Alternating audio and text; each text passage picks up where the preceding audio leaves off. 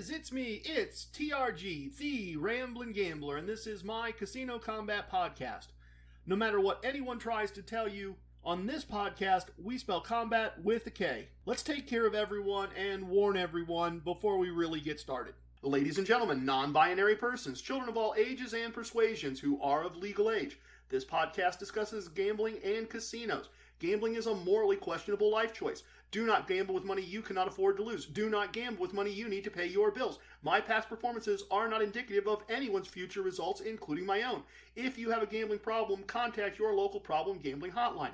If you do not know the phone number for your local problem gambling hotline, send an email to help@casinocombat.com. We will find that phone number. We will make sure you have that phone number.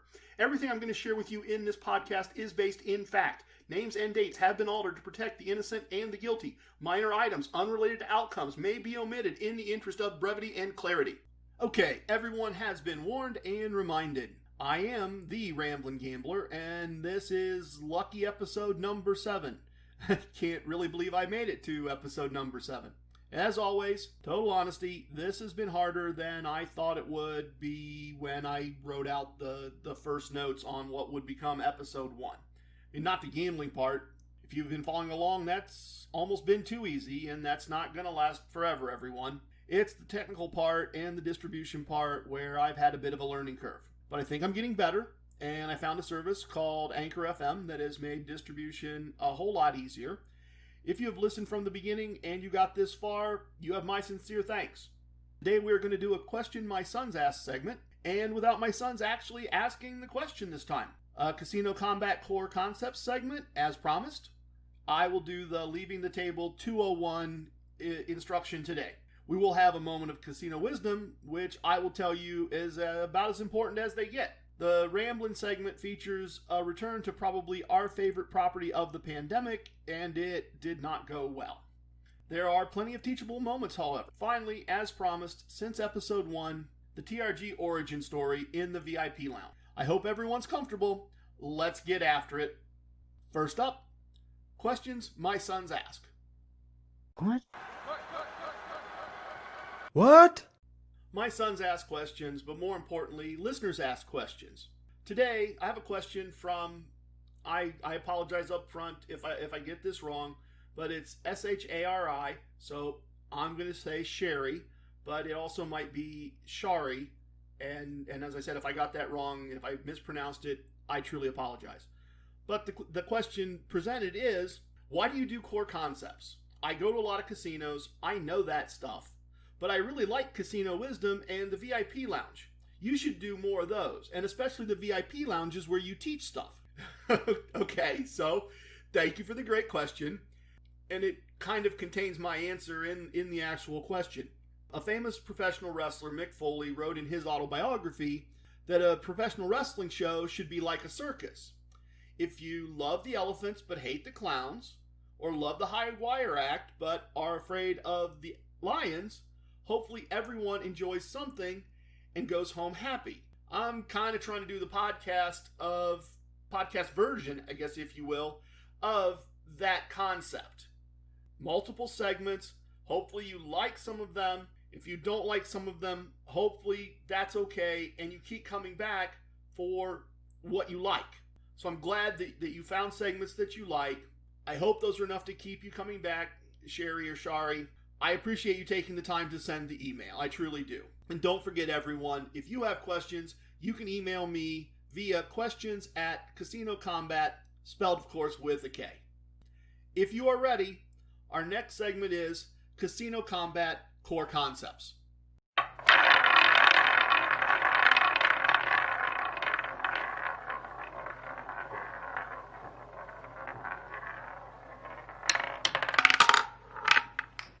I'm not going to run down the entire core concepts list today, everybody.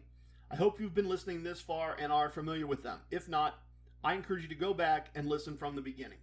Last episode, we discussed the basics of setting a small amount that you want to win and then leaving the casino, or at least the table, or losing a small amount and then leaving. And I promised you a Leaving 201 instruction set today, and that's exactly what I'm going to do. Before I get to that, I really want to stress that many times I don't go beyond the basics that we talked about last week. Pre-pandemic, I would finish with clients, sometime in the mid-afternoon once in a while, and I'd stop by my local casino and I'd get some hands in. And as soon as I'd get to a day's pay, or roughly a day's pay, I'd color up with the dealer and leave. In fact, I've done this so often that just this week, I did exactly that. As I was leaving, Trucker Mike's best ally, Super Smart Sue, says from under her mask, "You made a day's pay. Just that fast, didn't you? And you're gonna leave right now." I always remember that. I wish I was better at doing that. And I said, "Yep, a day's pay, 3 days a week, and you are living comfortably, and you really would never have to work a day in your life." If you have ears, you should listen. Super Smart Sue has seen me do this so often that she recognized it immediately, and she expressed regret that she doesn't do it more often. That tells me she knows she would have better results if she followed the technique that I taught you last week. So, how do I square this with not leaving while you're winning, which Mrs. TRG demands, as you may recall? So, here we get to leaving 201. Let's start with staying when you're winning, because that's much more fun and probably more important, big picture. Many times, especially if I'm on an overnight or a multi-day trip, when I get to the day's pay piece, I start thinking about leaving, kind of in a nervous, don't want to ruin this way, but I don't leave. What I do is I set a number that I'd be willing to lose from this amount and still keep a profit. Maybe it's lose 2 bets, 3 bets, 4 bets, probably nothing more than that. And whatever that number I pick is, I pick it right there at the table and I stick to it. So sometimes I set 3. I'll lose 3 and then leave. Or at least leave the table if not the building. And notice that at that point, I would still have a profit. I'd be up 10 bets, and I'm willing to lose, in this case, 3 bets to see if the win keeps going, because that's what I'm looking for here. I'm looking for keeping the streak alive, but running really quick if it starts to go south. Other times, things just keep going good. That's the good times. I don't lose 3. I lose 1, win 2, lose 2, win 2, and gradually the win stack builds. Eventually, it builds to the point where you can take your original buy-in off the table and easily keep playing. And eventually, you take an amount equal to your buy-in off the table, and now you have a profit locked in. Okay, here we go. Wasn't going to do this one now, but whatever. Okay. I'm going to go ahead and do leaving 301, leaving when winning 301. So here we go. How to win 301 level class all at the same time. If you have your money off the table and an amount equal to your buy-in off the table, you've got a win locked in. And you get some more winnings, and you get some more winnings, and now is the time to push up your basic bet, your unit size, if you will. How much the starting bet of each sequence is going to be. So let me break this down for you with an example. And once again, we're going to use a $15 unit for this example. You buy in with $150, you win $150, you stick around and win another $150, so your original buy-in comes off the table. You have $300 in profit in front of you. You keep winning, and at some point you pull off another $150. You've got a profit for sure. At this point, an advanced technique is to recalculate your basic bet amount or unit amount, and maybe you do this at the end of the shoe. And you already know how to do this if you really think about it. You count the money in front of you, you divide it by 10, and round down. And then you use that as your basic bet for the rest of the session at the table. So, once again, for example, suppose you now have $350 in front of you, and you divide by 10, and your basic unit can be as high as $35, or decide to go 30 or even 25. Anything 35 or less, but more than 15. And this is the place to be aggressive, in my opinion. $350 in front of you, maybe you select a $30 bet as your new unit. And now you just keep using TRG wagering system number 1, just like you have been, but with this new amount. If you win 2 base bets, progressively push up 50% to 45. If you lose a hand, do the regressive strategy and bet 60. If you lose 3 or 4 hands, using that martingale and martingale on steroids approach, just leave. Enjoy your profits. You made plenty of money. If you keep winning and keep taking winning money off the table in chunks. Sadly, let's look at 201 level leaving techniques, but if you're losing. So the first technique that I use if I'm just stopping locally after work, or if I'm on an overnight or multi-day trip, and I call that a partial rebuy. And in this technique, when I've lost around 2/3 or a little more of my initial buy-in, and I guess side note, folks, a lot of times I make these examples really clean and simple and easy for the purposes of illustration. In the real world, in a real casino, it gets a little messier. The math just isn't always as perfectly straightforward. You win a blackjack, it pays 3-2, so you've got an extra half unit. Or you make a double, and that pushes you down below the 2/3 loss limit. And it's not perfect numbers, and that's because illustrations are perfect and reality can be messy. But anyway, if I get below that 2/3 level and I don't think I'm ready to walk away, I'll rebuy with about another 2/3 of what I started with. So in our example, I'd be rebuying with another $100. And if that doesn't get me back to fully funded, back to a full 10 bets, just like if I sat down at the table for the first time, I'll flat bet 2 units until I'm back above my basic starting point. And if I lose back down to that 2/3 level, I'm just leaving. I'm probably leaving the building if I'm anywhere close to home. Certainly leaving and taking a break if I'm on a multi-day trip and regrouping. If I start winning, I get the rebuy off the table as soon as I possibly can and keep my amount to play with where it needs to be. Basically, you're just starting over if you get back to even. And that's fine too. We've got infinite time, right? Well, infinite time for one person. Let's walk through this situation as well. $15 unit, $150 buy-in. You reach a point where you're down 110. You rebuy with another 100. You make a $30 bet, you win, and you start building that win stack so you can start over, you start getting money off the table, which I'm sorry, that just makes me realize that I've never actually talked about money management at the table and having a win stack and a play stack. And you need to know that, and I should have realized that. I don't want to try to squeeze that into things this week, folks. So next week, I will do Casino Wisdom number 60, have a win stack. So at this point, where were we? You have 250 in front of you. Take $100 in chips, which was your rebuy, and put them in your pocket. And now you're back to neutral and play as normal. If you lose the $30 bet, make another $30 bet. And if you use that, make no more than one more bet and then be done. Don't go into that pocket again. Don't rebuy again. Accept the small loss. Win it back next visit, even if next visit is an hour from now at a different table. I use this technique in a couple situations. The first is when I'm gambling with Mrs. TRG and she is doing well and covering some of my losses, and I want to try to stay in the game with her. And as a side note, usually we're on an overnight or multi-day trip when we gamble together, and if I get up, I'm just going to go find another table by myself, or I'm going to pull her away. In a worst case scenario, I'm going to pull her away from a win. Often I quickly get my rebuy back off the table and the session just continues. Other times I use this if I'm down the 2/3 because of basically a bad set of circumstances right near the end of a shoe. And a great example would be everything's going fine. We're getting down to the end of the shoe. I'm up 1 unit, $15 in our example. Everything's fine. I lose a hand. No big deal. Next bet's $30, as you all know. And we're playing blackjack. And suddenly you get a pair of 8s. And the correct play is to always split 8s. So you do. And you get a 3 on the next hand. And the correct basic strategy play is to double. So you do.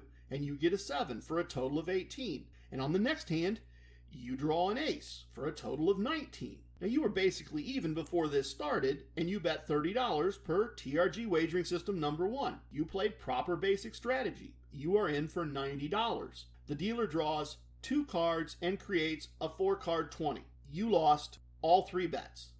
The bet, the double of the first bet, and the split from the first bet into a second hand. the cut card came out in the process. So this shoe is done and the dealer's going to shuffle. Now from experience, I know that those big, bad, negative hands, they happen sometimes. They do. And they're not fun when they happen and you don't like them. But it isn't very common. More common is you win one half of the bet or the other. Or you push one and you win one. So at this point, I'd rebuy. And I'd rebuy because that's uncommon.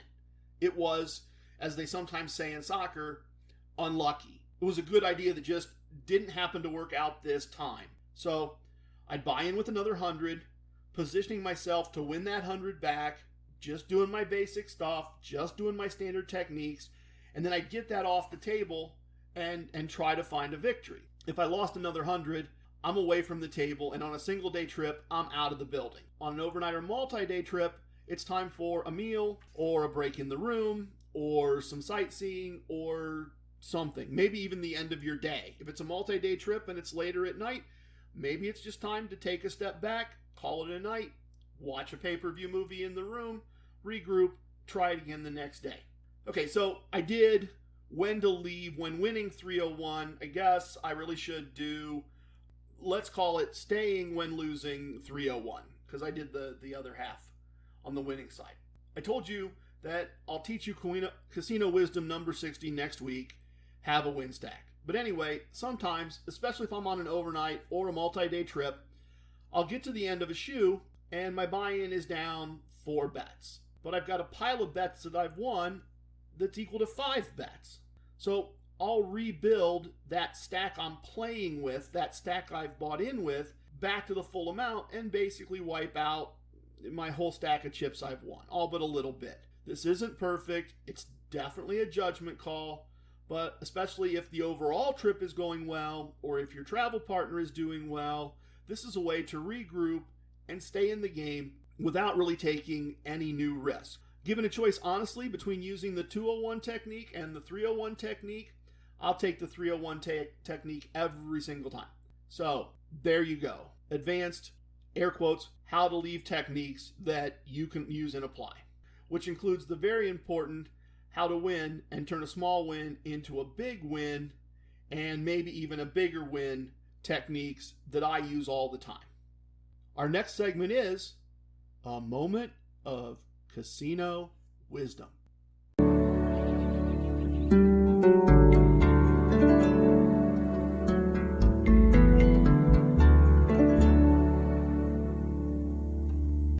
Today we are going to discuss Casino Wisdom number 77. If you don't ask, you don't get. I'm going to illustrate my knowledge and experience with this in a couple ways. And the action is basically in the wisdom, everybody. Ask for stuff. So, first story. First illustration of my knowledge and experience with this topic that leads to the corresponding action. The very first free meal a casino ever gave Mrs. TRG and myself. We'd gone to Las Vegas several times, and this is long enough ago that everything was not yet computerized. Back then, casino floor people had a great deal more authority than they have today, and basically they kept notes about players in notebooks and made decisions based on those notes. Today, that's all done by computer, for the most part. Some places allow floors to give discretionary comps, but even there, they have things they need to look up in the computer and rules they need to apply. It's not just a, I think I know what's going on, here's my decision kind of thing. Anyway, late one evening, early one morning, Mrs. TRG and I are gambling at the Imperial Palace, which is no longer on the Strip in Las Vegas. And so I asked Mrs. TRG, are you hungry? Would you like to get some breakfast? I'm going to get us free food. And she says, you're full of it. You're not going to get us any free anything. But I'm convinced that I've learned what is what in Las Vegas after several trips, and that I can pull this off. So we've been basically making $10 and $15 bets. I push up to 25 as I see that a new floor is getting ready to come in for a shift change. The casino isn't super busy this early in the morning, and the floor says hi and notes our bets as he's coming into the pit. So I make a couple more $25 bets, and then I signal him and say, we've been here for a few hours now. Is there any way you could comp us some food in the coffee shop? Now, $25 was a bigger bet back then, folks. In fact, at this point in time, the rules up and down the Strip everywhere were if a player gave them 4 hours a day at $25 a hand, you would get what was called FRB, full room and board, all comped. So for a $25 player, 2 meals at the coffee shop wasn't a particularly big ask. Of course, I'd manipulated the situation to look like a bigger player than I was, and to look like I was a $25 player when I really wasn't. But in any event, Mrs. TRG is very surprised because he says, "Oh, sure, of course," pulls out his pad, writes us a comp for $30 at the coffee shop, which was more than enough for us to enjoy breakfast. Mrs. TRG was amazed and impressed by my knowledge of Las Vegas and casino gambling, and honestly, by how much I'd increased that since our very modest beginnings. Breakfast was great, and if I hadn't asked, we wouldn't have got. Story 2. Back when my local casino was part of a national chain, and I was at the 4th tier in their system, Mrs. TRG and I went down on a Saturday night.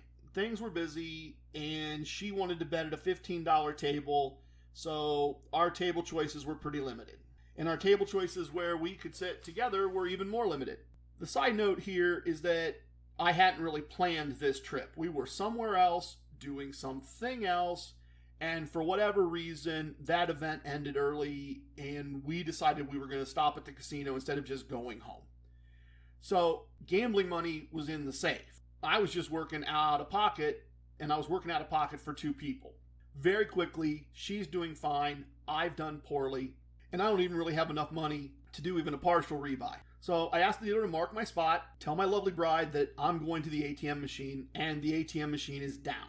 Try another ATM machine, it's down, all the ATM machines are down. So I go to the cage to get a cash advance, which is, in general, just a lousy choice to make. You should generally avoid it for all of the obvious reasons, and then for perhaps one that's not obvious, which is that in a casino, the cash advance fees are outrageous. But, at the top tier of that reward system, they waived all the fees. So in reality, it was always cheaper to go to the cage than go to the ATM. Just less convenient, more paperwork. So I get some cash and I head back, and I've been gone, maybe 15, 20 minutes. And when I get back, there's someone in my seat. And Mrs. TRG is visibly upset. So I asked the dealer why someone is in my seat. And she says, "You were gone too long and I didn't see you at the ATM." So I show her my player's card and say, "Isn't the policy that I can hold a seat or a slot machine for 60 minutes if I have this card?" And she kind of gulps and says, "Yes." And I said, "And didn't I present you this card when I sat down?" And she says, yeah, you did." And I say, "Okay, not a problem. I understand. Things happen. Can I please have my seat back?" Well, she isn't going to do that. And probably, honestly, she isn't even allowed to do that. She's not going to tell someone else to leave a seat and give it to me. I've put her in a bind, and quite frankly, I knew I'd put her in a bind. And I honestly didn't have a clue how this was going to turn out. This is not TRG being super smart. This is TRG thinking on his feet and trying to figure out how this is going to play out. So, floor person quickly comes over, and I've seen him around the building a bunch, and I know just from watching him interact that he came in from the national group. He transferred in from something bigger, better to get this new place up and running. He's a bigger deal than just the average floor person who was trained a year ago. So he talks to the dealer, finds out what's going on, and asks me to step to the side, and he offers me a different seat at a different table. And I refuse, but I counter that I'll happily take a different seat if he has 2 for me and my wife because we want to play together. He looks around, and in his pit, he doesn't have that situation available. I've asked for something he can't give. I tell him I'm here to play with my wife. I want to enjoy my evening with my wife. I'm 7 stars. I'm entitled to hold that seat for 4 hours.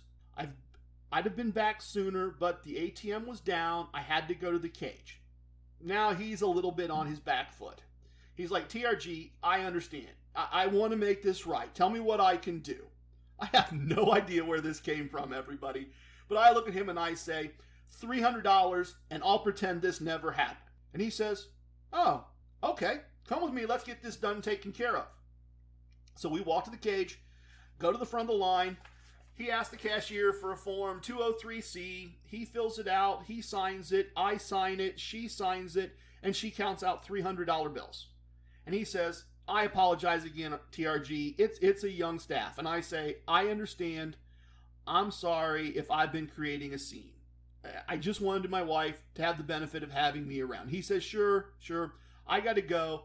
I'm sure I'll see you again soon. I didn't even know a floor could do that at the time. But I have more money than when I started gambling. Bonus, when I come back to the table, the other player has left, and Mrs. TRG very quickly asked the seat be held for her husband, and from what she told me, the dealer was very afraid to say no. This wisdom isn't difficult to understand. At least I don't think it's difficult to understand. Ask for things that will make your life better in the casino from people at any level. Maybe they say yes. Maybe they get someone who can do what they can't do. Hotel rooms, food, show tickets, whatever it is. Obviously, if you reach the point where you have a host, you just call or text your host and let them do the work. The other things to look for is casinos, whether hosts or other personnel, will often soften a no. So they got to tell you no for whatever reason. So you say, could you get me tickets for the show tonight? And your play doesn't justify tickets for the show tonight. And they'll say, well, I really can't do that, but the show isn't till 9. Could you and your wife give us another hour of play at this level? I'll still be around. I'll write you the comp then. So this is kind of a no, but. You do this for me, I'll do this for you. Or, hey, can I have a room? TRG, we're kind of at what we can comp you room-wise. And we're glad you want to stay another day. Would half price and 2 buffets work? Again, that's a yes, but, folks. Don't be offended by those. See if they fit. You don't have to be afraid to say no if you don't like the offer, but the big point remains. If you don't ask, you don't get. Often you do, or you get offered something close to what you've asked for or some other type of accommodation. Don't get your feelings hurt if they say no, and never be afraid to ask, because if you don't ask, you don't get. And that's Casino Wisdom number 77. The next segment is the travel segment, and we are going to our new favorite post-pandemic casino.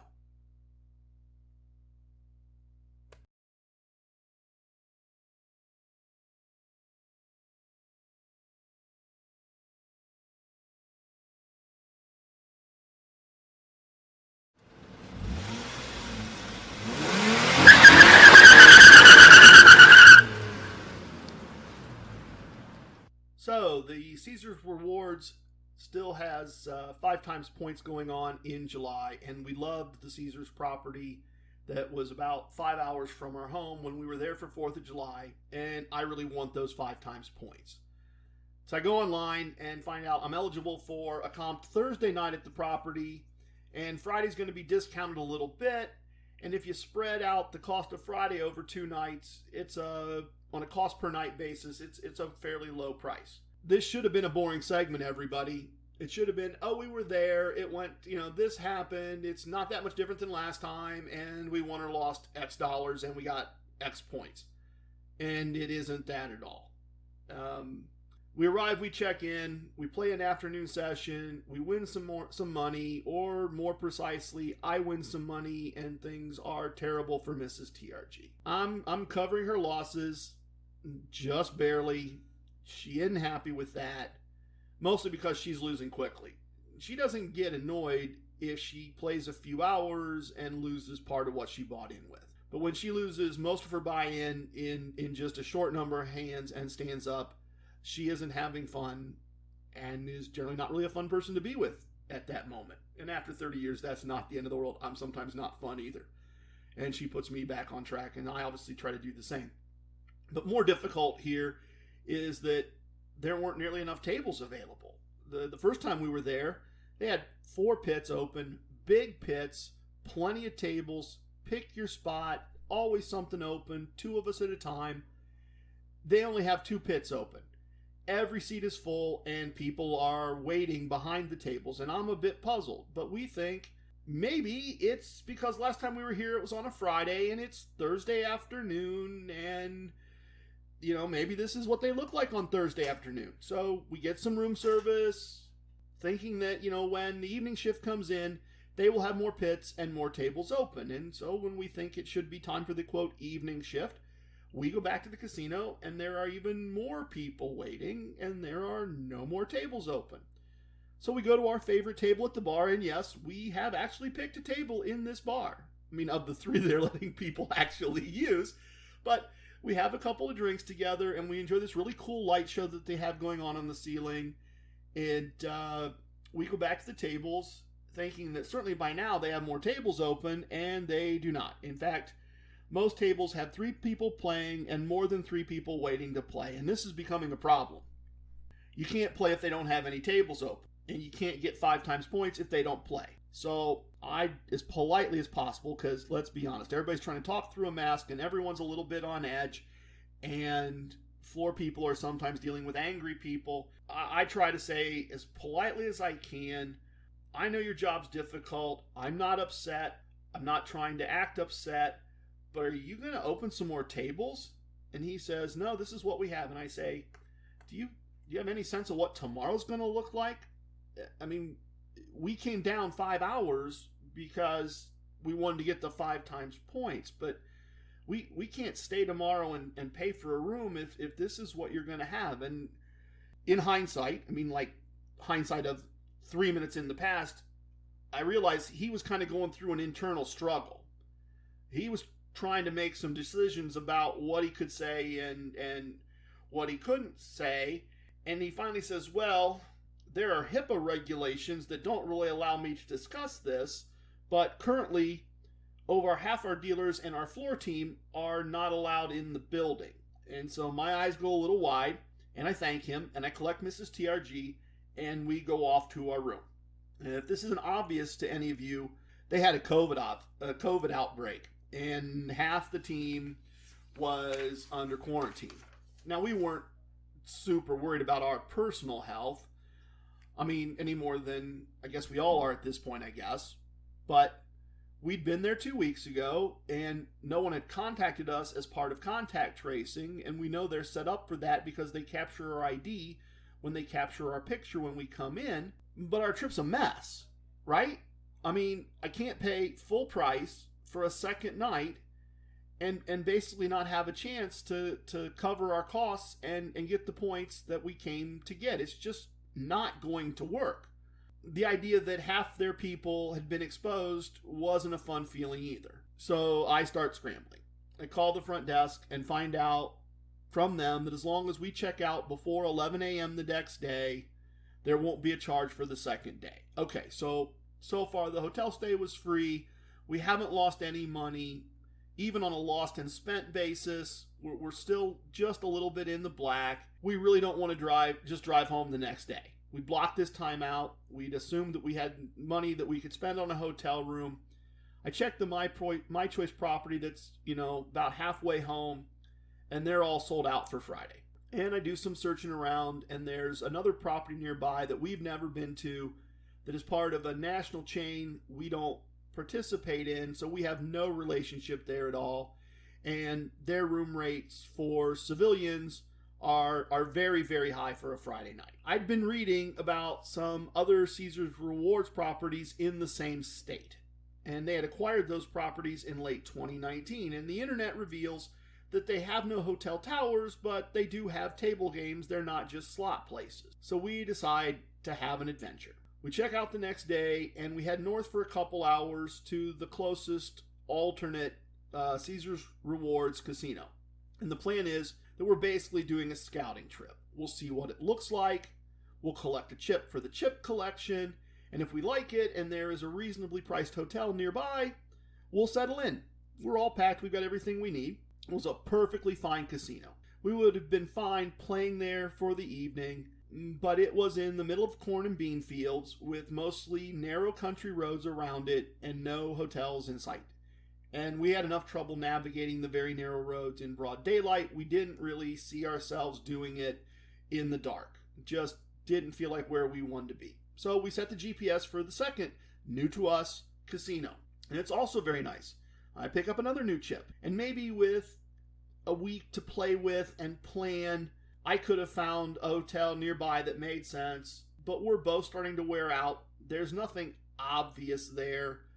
And so we set the GPS to take us home. And we really don't know where exactly in North America we are. I mean, we know what state we're in, but we really don't know what exactly we need to do other than drive east and probably north to get home. But we decided, fine, we'll drive an hour or two. If we're getting tired, we'll find a hotel. We are about an hour and a half from Mrs. TRG's hometown. Her mother and other family still live there. There is a My Choice property there. There is a hotel relatively nearby, a simple, one exit up the highway kind of thing. They have vacancies. So we make a reservation. We talk to Mom to see if she'd like to do brunch the next day, check into the hotel, get freshened up a bit, and decide why not go over to the casino, because of course, why not do 4 casinos in one day, right? That's what we do. So we head over to the casino, and we're hoping that not only some points, but replace, the minor losses that have kind of been occurring throughout the day. Mostly Mrs. TRG losses, with me holding my own and leaving when she's ready to leave, and losing just a teeny bit or winning just a teeny bit. This segment's gone on a little bit longer than I thought. I'll skip all the details, share them with you some other time if somebody wants to hear them. But this was the most poorly handled security and safety environment we've been in yet. And maybe that's because it was Friday night. But it was a mess. And I almost ended up in a confrontation with another guest over a seat at a table. And it bothered me enough that I'll be making some changes in what I everyday carry into casinos in the near future, in some type of non-lethal fashion. We did both win some money, enough to make the trip slightly profitable, even after expenses. Not much, nothing approaching a day's pay. But after hotel meals, gas, brunch the next day, we finished on a barely positive basis. I had more money in my bankroll than I had when I started. So we're treating it as an adventure. We gained information about 2 other casinos that are part of a reward system that we care about and that might benefit us in the future. As always, our final segment is a trip to the VIP lounge.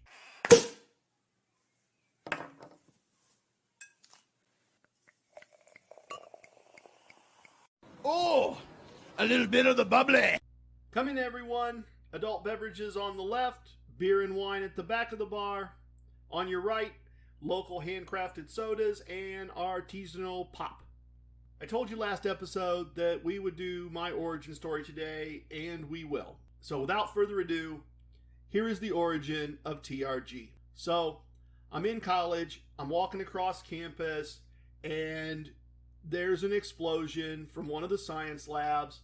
Not enough to make things bad for anybody, but there are these cards flying through the air, and I grab one of them, and I get a pretty significant paper cut, and I don't really think anything about it. I go to class, and I wake up the next day, and I don't feel very good, and I suddenly realize that I have this incredible knowledge of everything to do with casinos and gambling and how it all works, and I can count. Okay, I certainly hope you didn't fall for that. My origin story does not involve radioactive playing cards.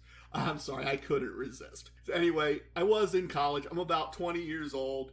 I was finishing the IT classes that the university had to offer, and my professor assigns us to write computer code that simulates something real.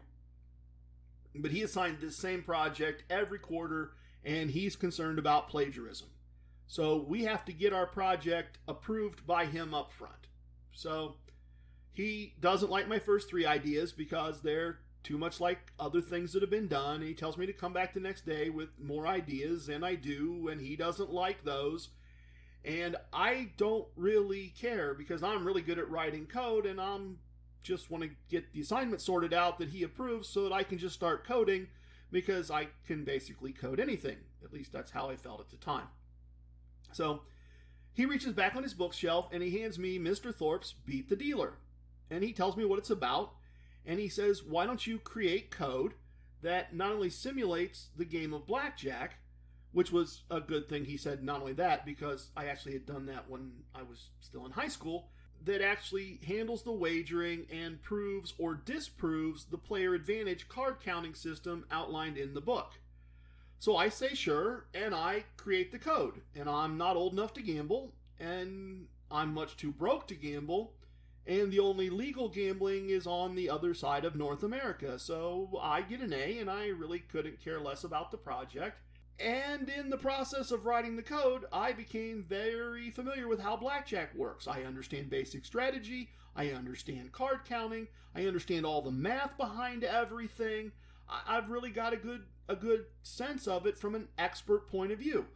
But I'm an ignorant expert with no interest in or ability to apply what I've learned. And so I just continue my education. The book's sitting on the shelf and sits on the shelf through a couple different moves to different apartments.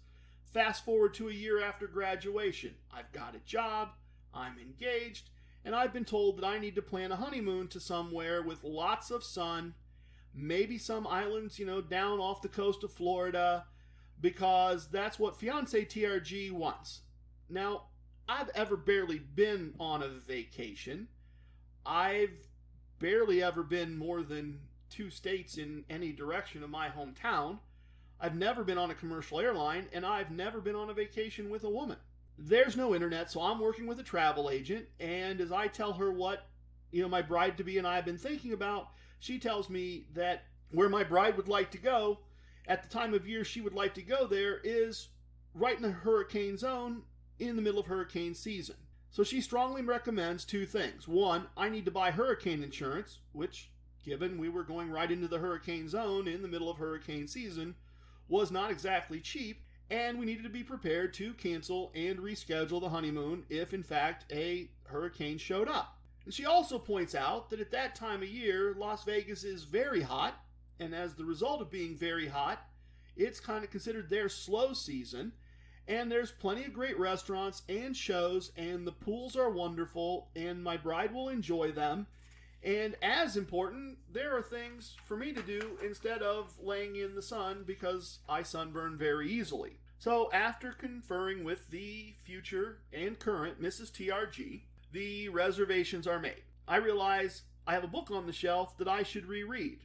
And then I realize that I know the math, but I don't know really how to do any of this stuff at a blackjack table, and I know nothing about Las Vegas in any way, shape, or form. I just took the advice of a travel agent who gave me a price I could afford, and the lady I was going to marry was happy with the choice, and I go buy more books to actually understand how the town works, how gambling works, how the non-math parts of a blackjack table work.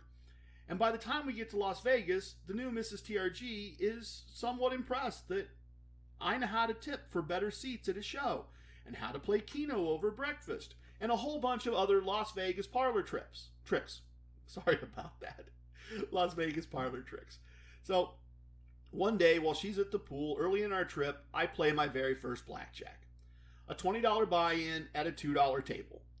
And while I'm playing, an older man in a heavy trench coat, and it's 110 degrees out, folks, and he's got a suitcase with him, and he buys in for $1,000 and loses that, and he buys in with another $1,000 and loses that, and he stomps off saying, damn, I'm down $2,000 and I haven't even checked in yet. And a very young, very less knowledgeable than he is today, TRG is stunned. Stunned, 1, because I can't imagine gambling and losing that much money, let alone that much money that fast. And stunned, 2, because I knew why he had lost. I'd seen him make multiple wagering mistakes. I'd seen him make basic strategy mistakes. I got it instantly, right? It was all seemed really clear to me. Almost like I had been, cut by a radioactive playing card. So I did win a small amount of money before meeting Mrs. TRG to go sightseeing. But I also learned that I actually knew the game and knew it well. Our time in Las Vegas on that first trip taught us, and taught me, that I was ahead of the game in terms of what many longtime visitors knew. And I continued to pursue that as a side interest until we made our next trip a few years later. And if you've been listening, you know how very well that trip turned out. And if you haven't been listening, I really encourage you to go back and listen to some of the early episodes and hear that story about the first time I figured out that the casino had a game that I could break. Thank you all very much. As always, I have spoken. Everything you heard here is true from a certain point of view.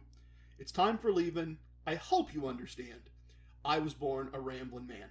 If you have questions, send them to questions@casinocombat.com. If you have techniques to share, send them to whatIdo@casinocombat.com. And please don't forget, we spell combat with a K. Love it, hate it, please share it with your friends. Goodbye, everyone.